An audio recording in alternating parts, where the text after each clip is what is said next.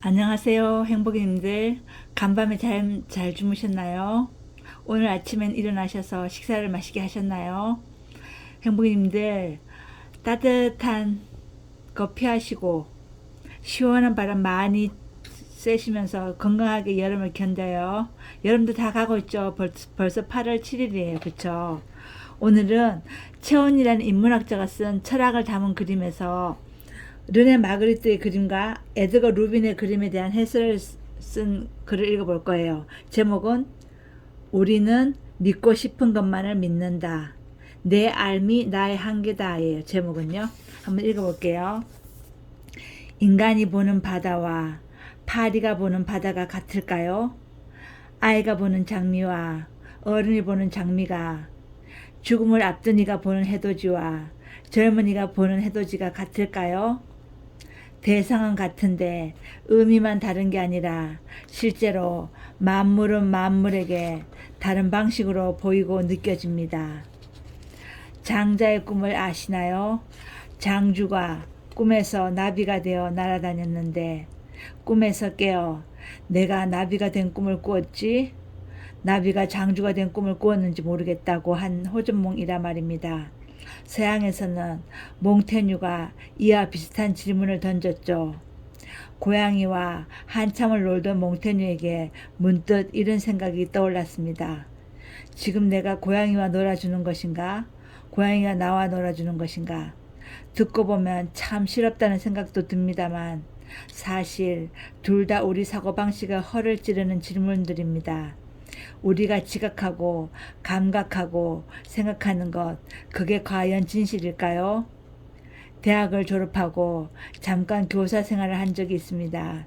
인간이 어느 한편으로 마음이 치우치지 않기란 불가능한 것인지 아무래도 살갑게 구는 학생들에겐 정해가고 그렇지 않은 학생들에겐 대면대면 할 수밖에 없더군요. 더군다나 경험도 없는데 아이들과 생활한다는 게 쉽지 않았습니다. 개 중에는 유독 속을 썩이는 이른바 문제아들이 있었습니다. 그런데 참 이상하죠. 어떤 아이를 한번 문제아로 낙인 찍으면 그 아이가 뭘 하든지 문제가 있다고 여겨집니다. 아이 팔에 있는 이상한 자국은 다 담배빵으로 보이고 아이가 아프다고 하면 거짓말처럼 들리고 그 아이가 다른 아이들과 같이 있으면 그들을 괴롭히는 것처럼 보인다는 거죠.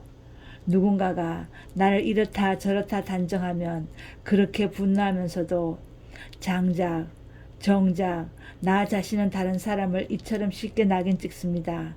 근거가 다를 뿐 인간은 대개 자신의 언어와 가치관에 따라 세계를 구성하고 그 세계 속에서 모든 것을 평가합니다.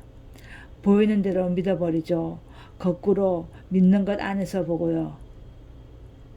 루빈의 잔이라는 그림이 있습니다.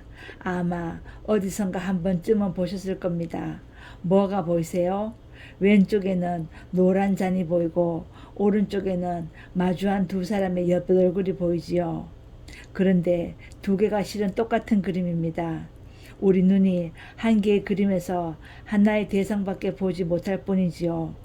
컵을 보면 사람이 안 보이고 사람을 보면 컵이 안 보이고 우리의 감각이란 이토록 허망합니다. 감각 못지않게 암 또한 허망하고요. 우리는 아는 만큼만 아는 대로만 세계를 봅니다. 또 보이는 것만을 가지고 알을 구성하지요. 때문에 객관적 판단이란 애초에 불가능합니다. 우리의 모든 알은 이미 해석된 것이죠. 예컨대 오늘 날씨가 춥다처럼 중립적이고 사실적으로 보이는 진술조차 춥다고 느끼는 나의 감각에 따른 해석입니다. 그래서 같은 사건을 두고서도 전혀 다른 해석을 할 수가 있습니다. 르네 마그리트의 그림을 볼까요? 마그리트가 그린 저것은 대체 정체가 뭘까요? 새, 나무, 아니면 괴물? 대답이 쉽게 나오지 않는 이유는 이 그림이 우리 머릿속에 있는 알의 분류표에 들어맞지 않기 때문입니다. 식물은 식물이고 동물은 동물이지 식물이면서 동물이라니 말이 안 된다고 생각하니까요. 실은 저것은 대체 정체가 뭘까요? 라는 질문 역시 정체를 규정할 수 없는 사물이라는 하나의 판단을 이미 전제하고 있습니다. 르네 마그리트의 그림은요, 자연의 은총이라는 그림이에요. 1963년에 그렸는데 나뭇잎 이파리에다가 날개와 머리를 달아서 새로 보이게끔 하거든요. 나뭇잎이 큰 나뭇잎도 있고 작은 나뭇잎도 있는데 나뭇잎 4개에 새의 머리와 날개를 그려놨어요. 르네 마그리트는 반전에 반전을 거듭하는 그림을 그리는 작가죠. 이 그림을 아이들에게 보여주면 의외로 쉽게 답합니다. 새나무요, 이파리새요. 아이들은 자신의 알므로 세계를 단정하지 않기 때문에 자신이 아는 몇 개의 지식을 가지고 경계 없이 조합을 합니다. 그러고 보면 많이 안다고 보는 눈이 더 확장되지는 않는 듯합니다. 거꾸로 자신의 알미 세계를 보는 관점을 제한하죠. 우리는 보고 싶은 것만을 보고 듣고 싶은 것만을 듣고 믿고 싶은 것만을 믿습니다. 심지어는 그렇게 구성된 자기 세계를 세계 일반이라고 단정해 버립니다. 그러고 나선 자기가 좋아하는 것이 남에게도 좋다고 생각해 그것을 권하고 강요하죠. 또 자기가 싫어하면 타인도 싫어할 거라 생각하고 아예 배제해 버립니다. 이런 상황이 얼마나 폭력적일 수 있는지를 잘 보여주는 일화가 장자에 나옵니다.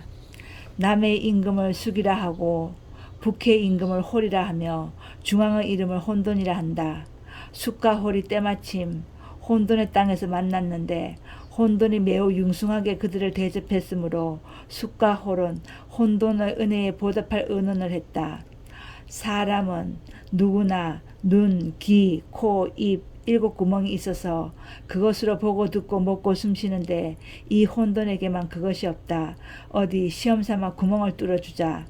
그래서 날마다 한 구멍씩 뚫었는데 7일이 지나자 혼돈이 죽고 말았다. 숫과 홀이 혼돈에게 구멍을 뚫은 거죠. 사람의 몸에는 7개 구멍이 있다면서 혼돈에게도 하루에 하나씩 7개 구멍을 뚫어줬는데 7일째 되는 날 7개의 구멍이 다 뚫리던 날 혼돈은 죽고 말았죠. 그 이야기예요. 장자 응제왕편에 나오나 봐요. 좀 선뜻하지요. 숫과 홀이 선의를 가지고 한 일이기에 더욱 그렇습니다. 나의 좋음이 곧 타인의 좋음이 될 수는 없다는 사실을 숫과 홀이 알았더라면 혼돈은 죽지 않았겠지요. 그런데 우리도 곧잘 숫과 홀의 우울을 범합니다. 나의 죽음을 나의 좋음을 타인에게 강요하고 나의 옳음을 타인도 인정해 주길 바라죠. 때문에 내 생각이나 느낌을 타인이 공유하지 못할 때 화를 냅니다. 자기만의 알에 갇혀서 타인의 세계를 쉽게 부정해버리죠. 알의 체계 역시 거대한 한상입니다. 우리는 보고 느끼는 등의 경험을 통해 대상에 대한 알을 구성합니다. 때문에 대상의 참모습 같은 건 없다고 할 수 있죠. 인간이 보는 바다와 파리가 보는 바다가 같을까요? 아이가 보는 장미와 어른이 보는 장미가 죽음을 앞둔 이가 보는 해돋이와 젊은이가 보는 해돋이가 같을까요? 대상은 같은데 의미만 다른 게 아니라 실제로 만물은 만물에게 다른 방식으로 보이고 느껴집니다. 어느 과학자가 그러더군요. 개미가 인간하고 똑같이 볼 수 있으려면 단지 인간처럼 커지기만 해서는 안 되고 인간이 되어야 한다고요. 다르게 보기 위해서는 다른 존재가 되어야 하고 다른 존재가 되면 다르게 보인다는 얘기입니다. 그런데 우리는 이 과정을 거치지 않고 세계에 자신의 알을 그대로 투영해 버립니다.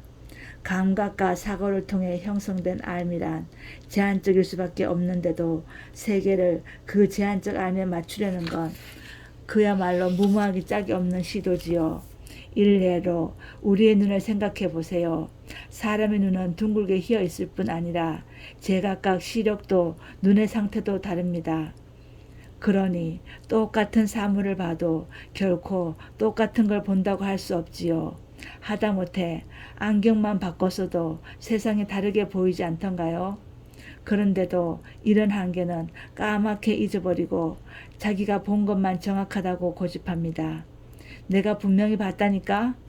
하지만 그건 내 생각일 뿐 다른 사람들은 다른 각도에서 전혀 다른 걸 봤을지도 모릅니다.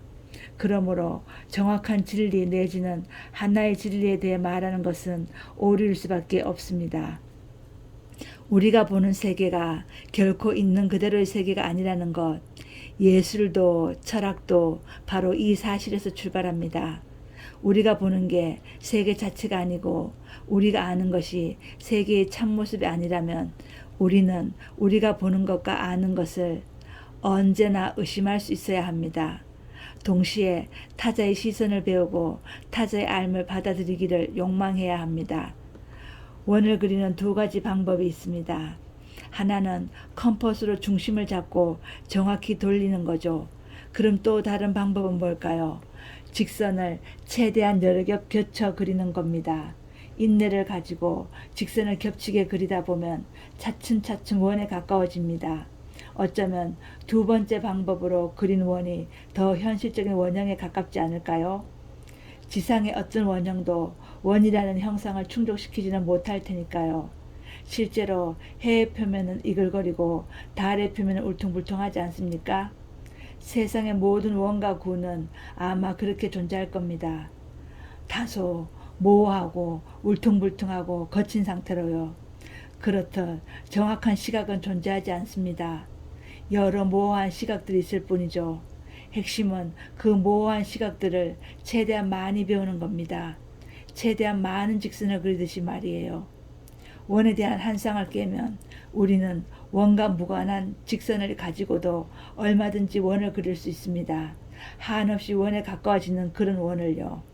요컨대 본다는 것 여러 조건들 속에서 이루어지는 하나의 사건입니다. 우리는 무의 상태에서 보지 않고 보는 순간 바로 우리의 암과 기억을 개입시킵니다. 본다는 행위에는 우리의 편견이 작동합니다. 그렇다면 다르게 본다는 건 이 편견과의 싸움을 감수하는 과정이겠죠. 세상 어떤 일도 공짜로 얻어지지 않습니다. 누군가를 보는 일이 괴롭다면 피하는 대신 다르게 보려는 노력을 해보세요. 이대로 사는 게 괴롭다면 먼 미래를 꿈꾸는 대신 다른 가치들로 세상을 구성해 보는 건 어떨까요? 마그리트는 저 이상한 사물을 그려놓고는 떡하니 자연의 은총이라는 제목을 붙였습니다. 우리의 알을 벗어나 있는 것, 그것이 이 세계입니다. 세계란 미지의 것, 우리의 발견을 기다리는 것들로 가득 차 있지요. 기존 알을 배반하는 미지의 사건이나 사물과 조우하거든 아이들처럼 기쁘게 맞이하세요.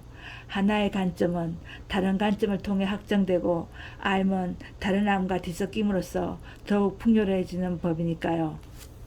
어때요, 행복이님들? 관점을 바꿔야 되겠죠. 우리의 알미 정확한 알미 아니고 우리의 관점이 정확한 관점이 아니죠. 우리의 알의 시각을 넓히고 우리의 관점의 시각을 넓혀서 풍요로운 사고방식을 가지고 살아요. 행복이님들 사랑합니다. 더운 날 시원한 바람 많이 쐬시고 시원한 물 많이 마시고 그늘로 다니세요. 더위 먹지 마시고요. 건강하게 이 여름을 이겨요. 행복하세요.